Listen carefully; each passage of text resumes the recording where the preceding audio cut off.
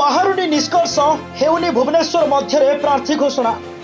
अनंत अमरेश भितर चली छका पंजा शक्ति प्रदर्शन करुछंती अनंत अमरेश। बाहरुनी भुवनेश्वर मध्य को निष्कर्ष छिड़ुनी भुवनेश्वर मध्यम अंक कि घोषणा हो पारुनी प्रार्थी।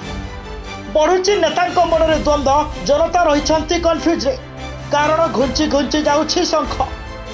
केवल जनता नुहति चिंतार राजधानी बीजेडी नेता और कर्मी सेपटे किंतु गतकाली राजधानी में निज पतेर प्रदर्शन करिसेंती विधायक अनंत नारायण जेना और टिकेट आशायी अमरेश जेना। उभय पृथक पृथक सभा करिसेंती आउ बीजेडी मुखिया मन जिणवा उद्यम करिसेंती। अनंत नारायण जेना लक्ष्मी सागर समावेश आयोजन करथिया बेले अमरेश सेठारु खंडे दूर समावेश करी समर्थन साउटिबा उद्यम करिसेंती। नेतांको सहयोगी माने नेतांको फोटो अपेक्षा समावेश रे जोग दैथिबा जनसंघ फोटो सोशल मीडिया रे शेयर करिसेंती। लक्ष्मीसागर मेलन पड़िया रे आयोजित होइतला संबर्धना सभा। विधायक अनंत नारायण जेना नेतृत्व में बीजेडी सांसद प्रार्थी मनमथ राउतराय को संबर्धना दिया जायतिला।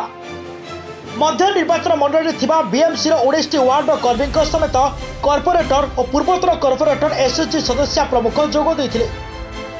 अनंत कहिथिले 21 वर्ष है भुवनेश्वर अच्छी विकास सांगर जनसाधारण थिले आगको भी रहिबे।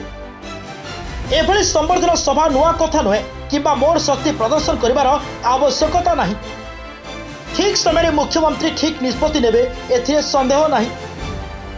तेरे भुवनेश्वर में 4 आसन मध्य 3 आसन में बीजेडी प्रार्थी घोषणा कर सारे। नवीन निवास रे बैठक पर बैठक होउची किंतु भुवनेश्वर मध्य अंक छिड़ुनी। दुई थर विधायक अनंत टिकेट को नहीं सस्पेंस बढ़ुची।